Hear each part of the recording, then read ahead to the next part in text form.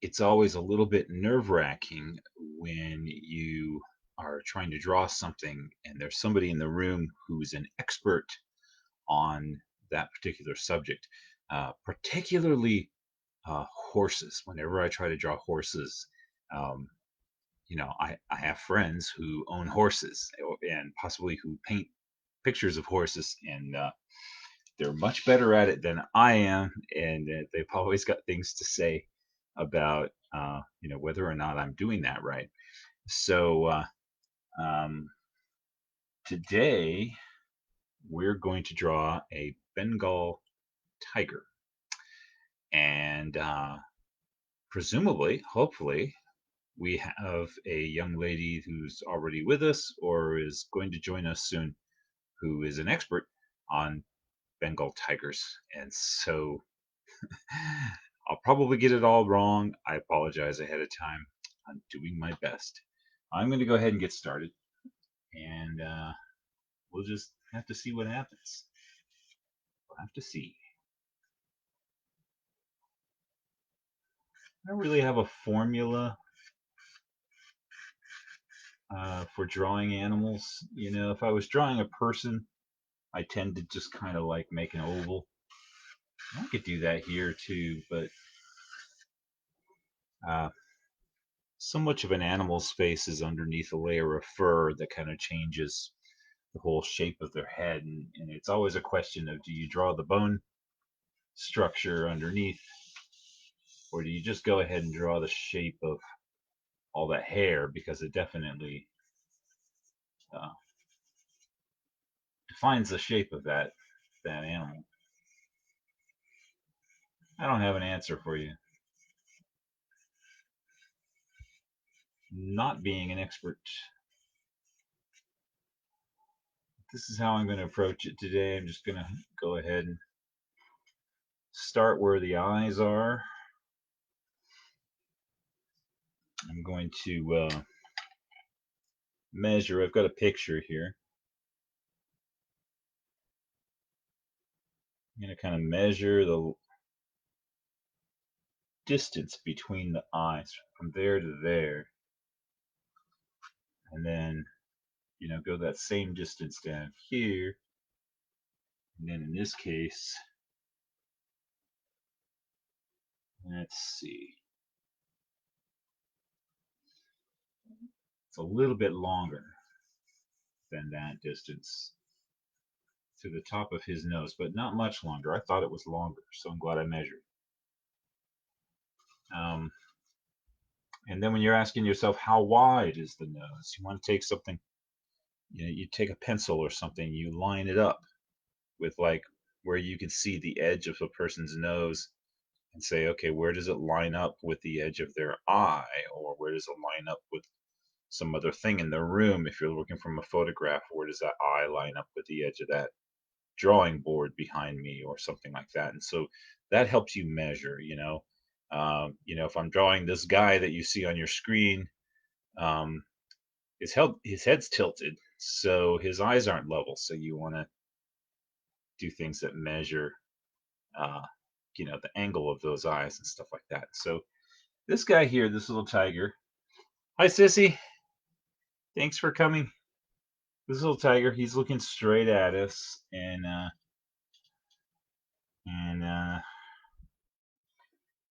measure pretty much the corners of his nose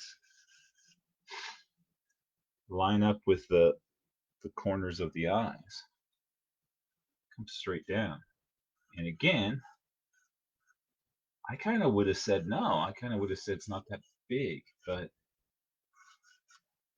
it is that big. So I'm doing something wrong.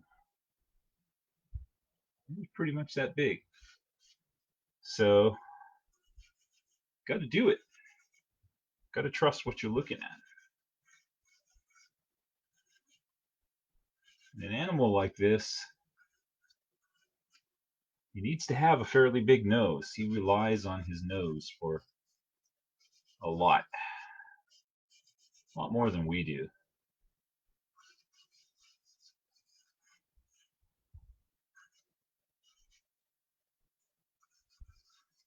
My sense of smell is almost worthless. My nose is good for nothing except holding my reading glasses on, because my eyes aren't good for anything either.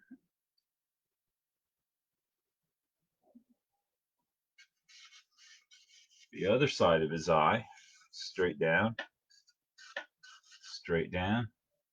pretty much where that muzzle comes to. And again, if I hadn't measured, I probably would have drawn that wrong. So I'm glad I measured.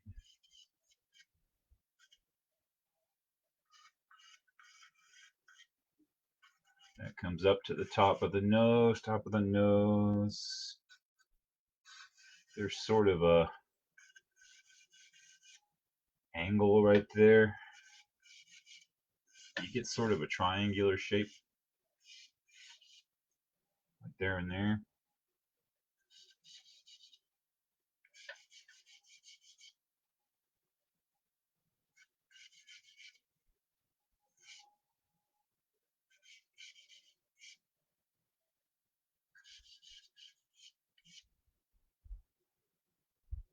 That's his cheekbones, I believe. There's a lot to mess you up and make you a little uncertain, because um, the stripes break up the surface and make it harder to tell where the lines are going, where things are changing, and which is exactly what they're for. Um, for disguising him, where he is in the jungle. Okay, that just can't be right.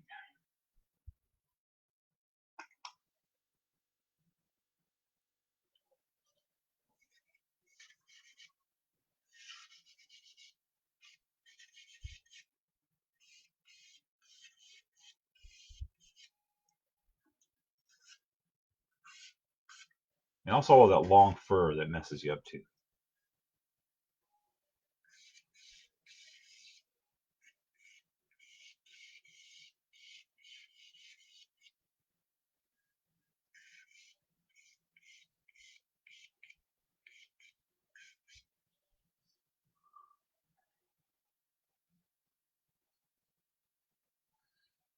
Hi, Nathan. Is my name a reference to Dark Tower? No.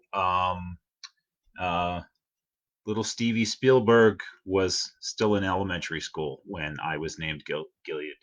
Um, no, it's a biblical name, and apparently, if you live in Israel, it's a very, very common name. Not that we're Israeli, we're Irish essentially. But yeah, most everybody in the family has got a biblical name, either for the first name or middle name. But yeah, Gilead's a Bible name, and I guess yeah, that's where it comes from. There's an area in modern day Jordan, but in ancient times there was an area called Gilead, and if you look up the meaning of it, it either means something extremely cool sounding like the mountain of judgment, or it means something like a camel's hump or a pile of crap or something like that. I think what it means is a hill. So it's also a cairn, which is a pile of rocks built as a monument of some sort, can be called a Gilead. So I think it's a um, I think it means hill. Um, but apparently there was a mountain there where they met, where they gathered, and would pass judgment on people, would basically hold court up there somewhere, is the theory. So yeah, you're absolutely welcome. Yeah. Um,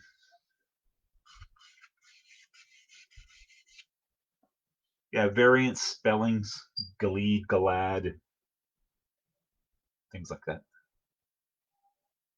exist.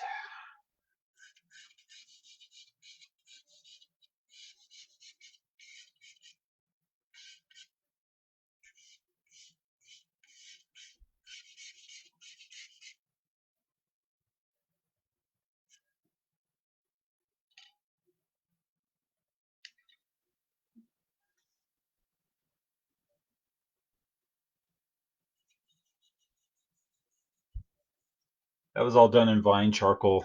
Um, it's very light. It's very soft and will come right back off pretty easily. Now I'm going to do stuff in this harder charcoal, a little darker, a little more permanent. You can still wipe it out to an extent. I often do early in the drawing stages. I but to sketch, wipe it out, sketch some more, wipe it out. It builds up my mid-tone. Of course, this piece of paper's already got a mid-tone, so I don't really need to do much of that. But it is still a habit that I'm in, so I'll probably just do it as a reflex. But yeah, I like that vine charcoal. Had an art teacher who was constantly saying, "Oh, that's so crap. That's so crap. It falls right off the paper. It's terrible. Makes great shading, but it falls off the paper."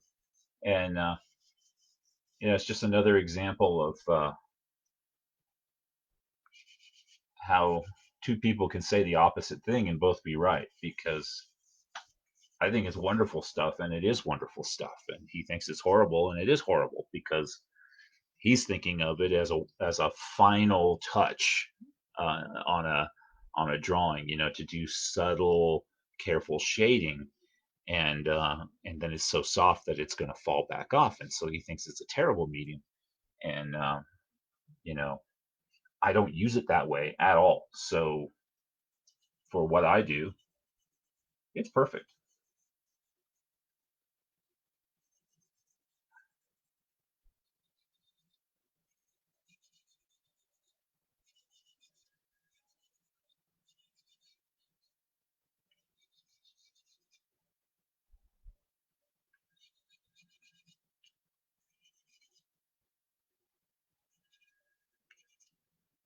There's another one of Gilead's heresies lurking in the background here. I tend to think that almost every time two people are arguing about something, they're not arguing about what they think they're arguing about. They're arguing about what they assume the other guy means by what he's saying when he actually means something entirely different. He's coming from someplace entirely other than where they're coming from. And that's why they're not agreeing, because they're not even talking about the same thing in the first place.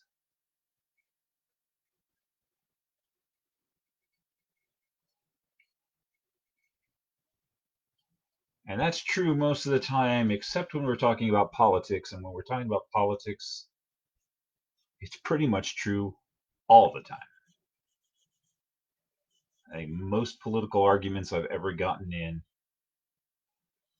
the other guy was vehemently arguing about a completely unrelated topic to what I was trying to talk about.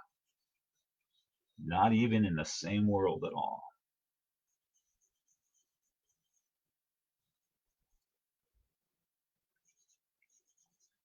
But today, I'm doing Bengal Tigers. I had to go look up what's the difference between a Bengal tiger and all the other tigers? And how many tigers are there? And other fascinating questions. And they are fascinating questions. And it did take me down several very interesting paths that I had to get off that path and go back and try to research what it was I was really trying to learn. Because I didn't want to embarrass myself and have something that was very obviously not a Bengal tiger sitting on my screen and draw it all wrong. That would be very embarrassing. Let's see if there's anybody else here. Gilead is a story in Stephen King's a city in Stephen King's story. It's also in Handmaid's Tale, right? There's a place called Gilead in that, and yeah, few other literary things. I haven't read Handmaid's Tale. I saw the old movie though. I think they made one back in the 80s. and that was good and disturbing. It was a very good film actually, um,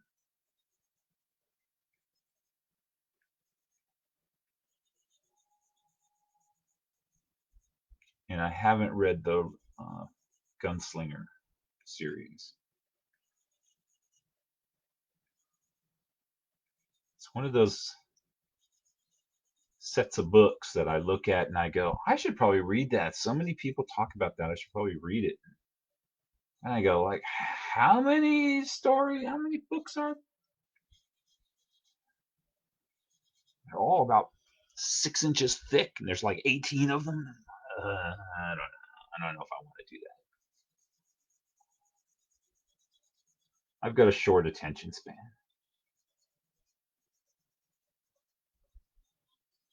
That's why the Conan stories were perfect for me.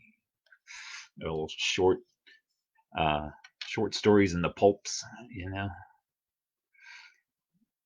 And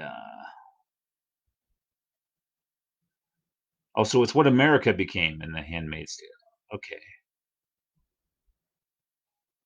All right. Well, you guys, I got a very literary audience today. Um, yeah. Oh, Sharon's telling me something.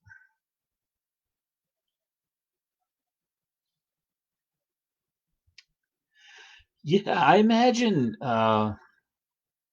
the movie was disturbing enough, and I would imagine you could go so much deeper into the psychology of what was happening in the book, and that could be even more.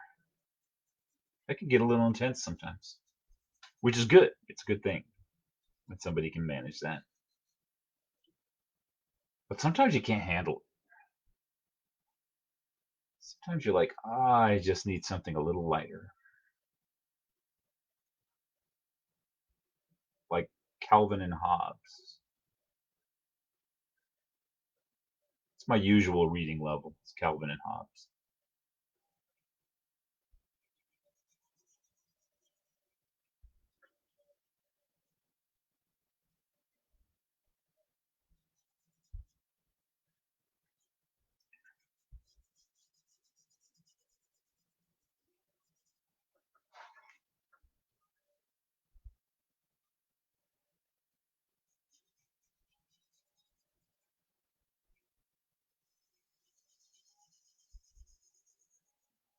The hardest thing about drawing a tiger is not drawing all these stripes. It's not hard to draw all these stripes. The hard part is going over here and drawing all these stripes again and making them symmetrical because he's usually symmetrical, pretty symmetrical. And that's the hard part.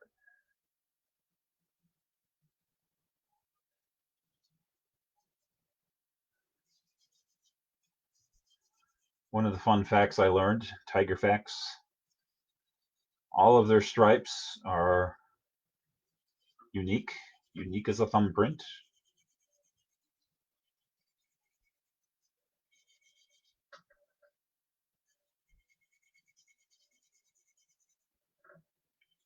I also learned that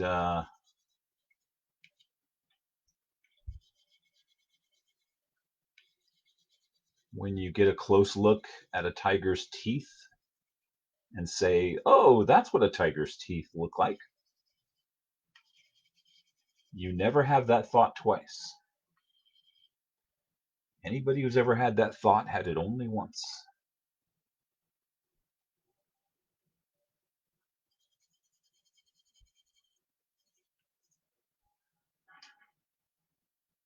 There are, according to what I just read, 6 extant subspecies of tiger in the world. Does anyone know what they are?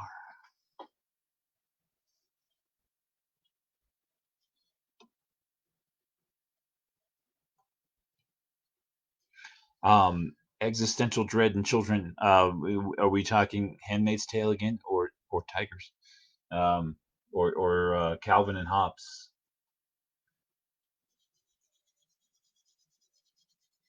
which is also Tigers?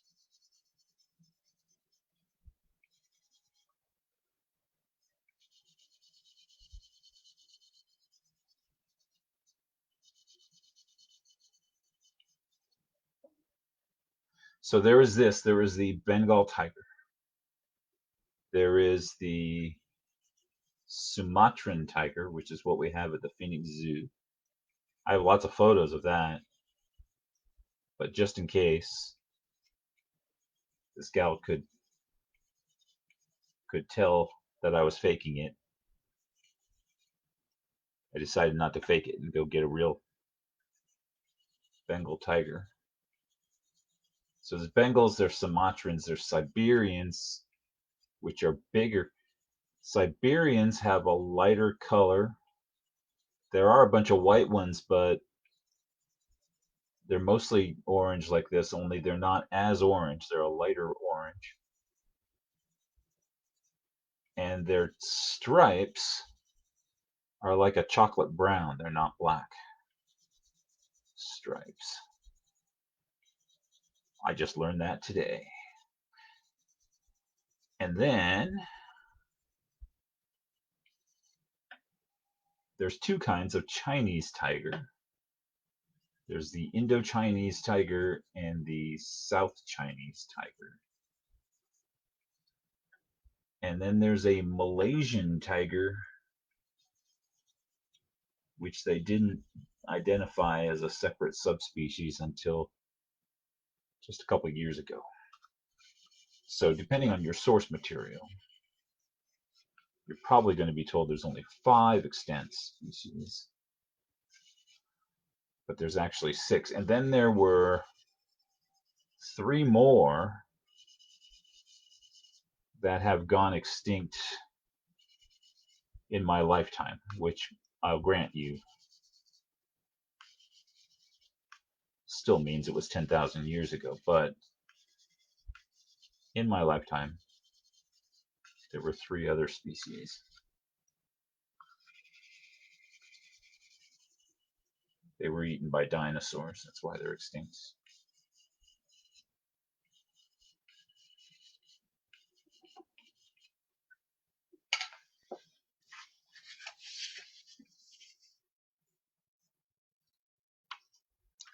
Calvin and Hobbes. Yeah, I love them. I love it. Uh, and if you're drawing, if you're getting into illustration and you want to study somebody for composition, there is nobody in the world who puts together better compositions than that artist whose name I've forgotten. Um, but yeah, every frame of a Calvin and Hobbes comic strip is just beautifully composed. If they're outside, um, they won't just be Calvin and Hobbes and like trees in the background, the way like a Peanuts cartoon or something. They would just, if there are trees, they're in the background. Um, this Whit, Witterson, something like that. Witterspoon. Um, uh, I mean, he'll have the figures, and then he'll have a tree in the foreground, and then it'll come up the side, and the branches will come over, and they'll frame the picture, and it's wonderful. But he's a fantastic artist, and great compositions. I have behind me here two. Here, I'm gonna wash my fingers before I get charcoal smudges all over this. I've got 2 paintings that I finished kind of recently of tigers, but they're both the guy at the zoo, and of course they're snapshots. I'm based on snapshots. So I've got this one, and this is I don't know, like 14 by 18 board, something like that. And almost the exact same shot. The tiger was walking along, and I just had my camera out, and I took a couple snaps of him and cropped it down so I had just his face. My photography's terrible. He was some distance away, and I just had my cell phone, but it did. Bill Watterson. Yeah, you're right. Right, Bill Watterson. Yeah, he is. I really admire the hell out of him as just as an artist, just for the visuals of the works, and especially all those times when they're running away and they're off in the woods and stuff. And when Calvin's going on a fugue, and he is dreaming about uh, Captain Spacetime, or whatever his alternate persona there is. He'll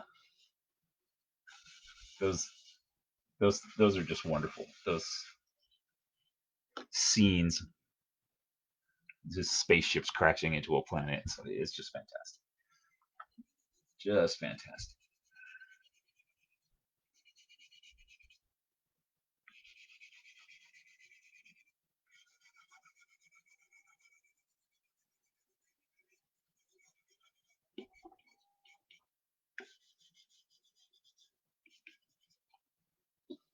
I do want to do a little smudging. I want to be a little more controlled than I usually am.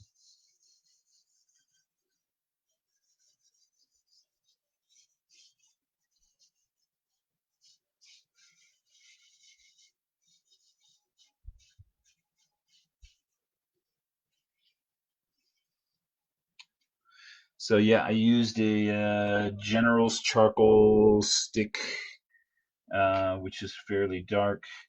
But then I have a new pastel. It's like a General's charcoal stick, but when they powderized the charcoal, they powderized some black paint, and then soldered it all back together with some kind of glue and made this compressed stick. So this is charcoal on steroids, and it's very, very, very black. So I don't like to do, I don't want to do every inch of this thing in new pastel because it would be tiresome. And I mean, it'd be tiresome to do, but it'd also be tiresome to look at because everything would have the same intensity, and you don't want that. You want to save that intensity for those spots where it belongs. So choose where the darkest darks are going to be and make those intense. The eyes, almost always.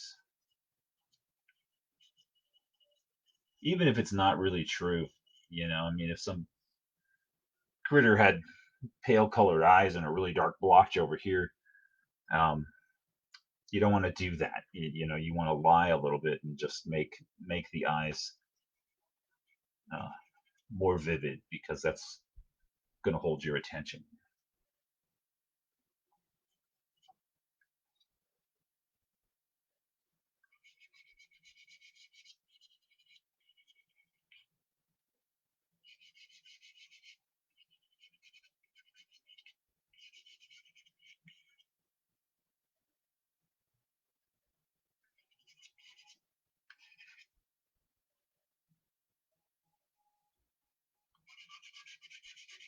Making it very dark here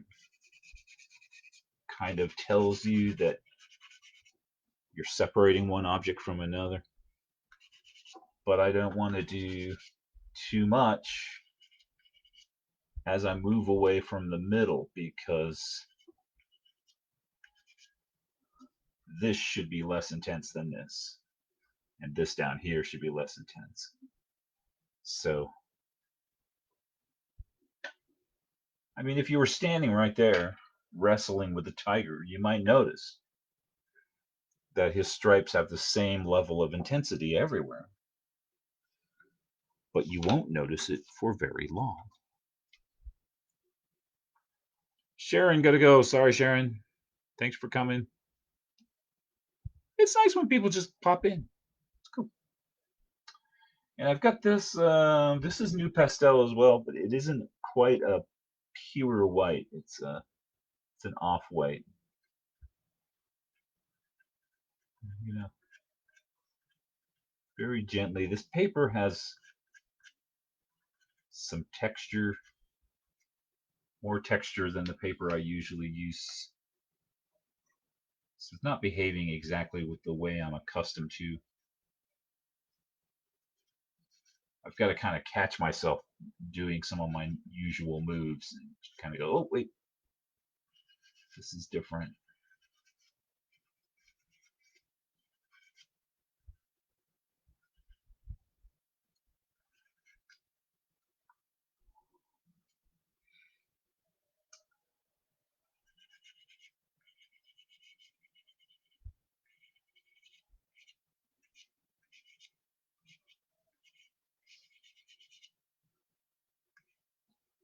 I set my timer for 30 minutes so I know to stop at 30 minutes. However, I didn't set it going. I'm good at that. I do that a lot. So it's been 30 minutes.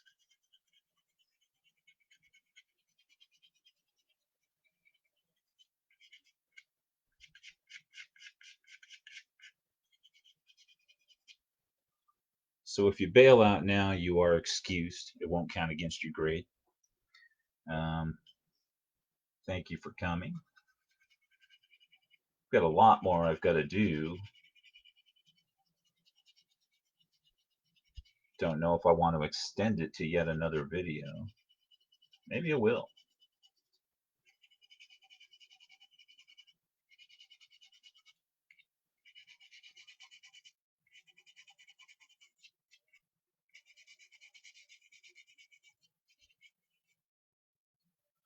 This is also, I think, General's. No, it's Conte Crayon. Um, it's white. I don't know, chalk or something. Obviously, there is no real white charcoal. It's nowhere near as intense as new pastel. So on this gray paper, it comes over a little bit gray, which is good. As he wraps around the muzzle, it should go a little darker, not be as intense as it is right there in the middle. So it's good to have a couple different tones.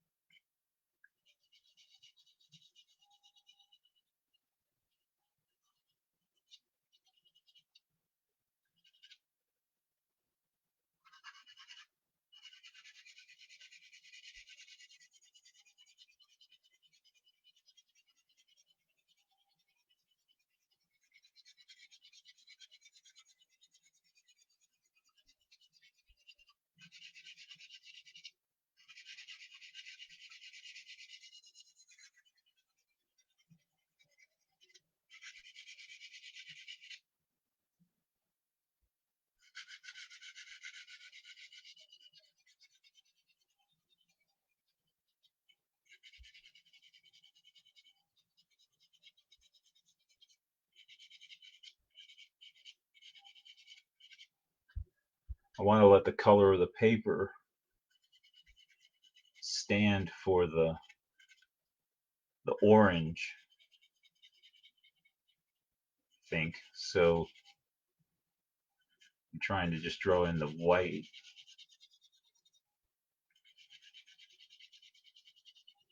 And keep my pencil strokes going the direction that the fur would be going.